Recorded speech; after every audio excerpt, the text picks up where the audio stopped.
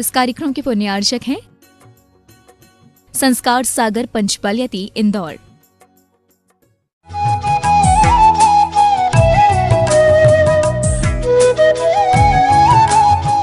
मुनि और गृहस्थ के बीच में अंतर होता है। आचार्यों ने कहा है कि गृहस्थ यदि मोह से रहित हो जाता है तो वह मुनि से भी श्रेष्ठ होता है, और यदि मुनि मोह से युक्त हो तो वह गृहस्थ से भी श्रेष्ठ नहीं हो सकता है। इस विषय में हम सब लोगों को विचार करना होगा, हमें चिंतन करना होगा कि मुनि की श्रेष्ठता मोह रहित में होती है। इसलिए दिगंबर साधु जो होते हैं वस्त्र भी ग्रहण नहीं करते हैं, और वस्त्र भी ग्रहण ना करने के साथ साथ दिगंबर साधु एक ही बार खड़े होकर के और एक जगह जो कुछ भी आहार पानी लेना होता है वो लेते हैं।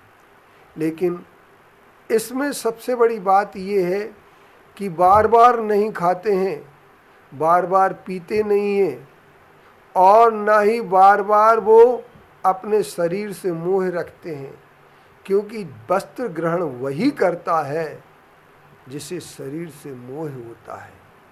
जिसे शरीर से मोह है उसे निश्चित तौर पर पंथ से मोह होगा, जाति से मोह होगा, और उसे मोह जो होगा अपने परिवार से भी दूर रहने के बाद भी कहीं ना कहीं मोह होगा। तो हम ये कह सकते हैं कि मोह का कारण क्या होता है, इस पर हमें विचार करना है।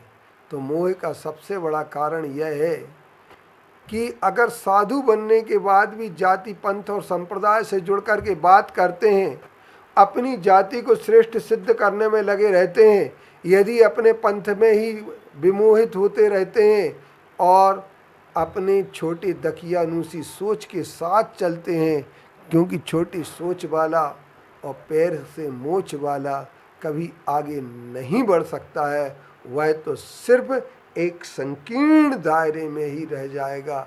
तो यदि इस संकीर्ण दायरे से आपको बाहर निकलना है तो साधु बन करके संकीर्णताएं जो होती हैं अभिशाप होती हैं, साधु बन करके संकीर्णताओं को नहीं अपनाया जा सकता है, और संकीर्णताओं का नाम ही मोह होता है।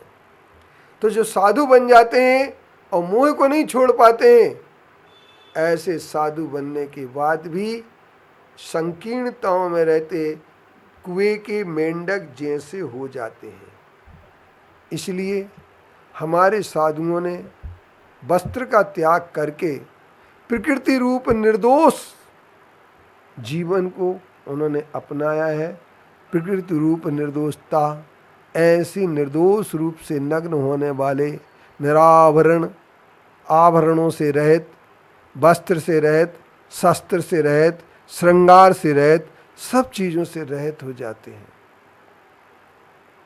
ऐसे साधुओं की हम निरंतर वंदना करते हैं, और जब हम इन साधुओं की वंदना करते हैं और पिछी कमंडल धारी जो मुनि होते हैं उनके पिछी कमंडल की नहीं, हम उनके मोह स्वरूप से रहित साधुपने की वंदना करते हैं, क्योंकि उनके अंदर साधुपना होने से वे मोह से रहित हो जाते हैं। साधु वही है कि जो 5 इंद्रिय के विषयों से रहित हो, जिसके अंदर मोह ना हो, और जो 5 इंद्रिय के विषयों में रचता पचता रहता हो, कितनी बार भी भोजन कर रहे हैं, कितने बार ही पानी पी रहे हैं, और कितने बार ही सब कुछ कर रहे हैं, उनके खाने पीने का अगर मोह है तो शरीर से मोह, खाने से मोह, जाति से मोह, पंथ से मोह, और इसके उपरांत कट्टरवादिता अपना करके बैठ जाते हैं। इसलिए हम उन सच्चे साधुओं को नमस्कार करते हैं, प्रणाम करते हैं, वंदना करते हैं। इसलिए हम उन साधुओं को बार बार नमन नमन नमन।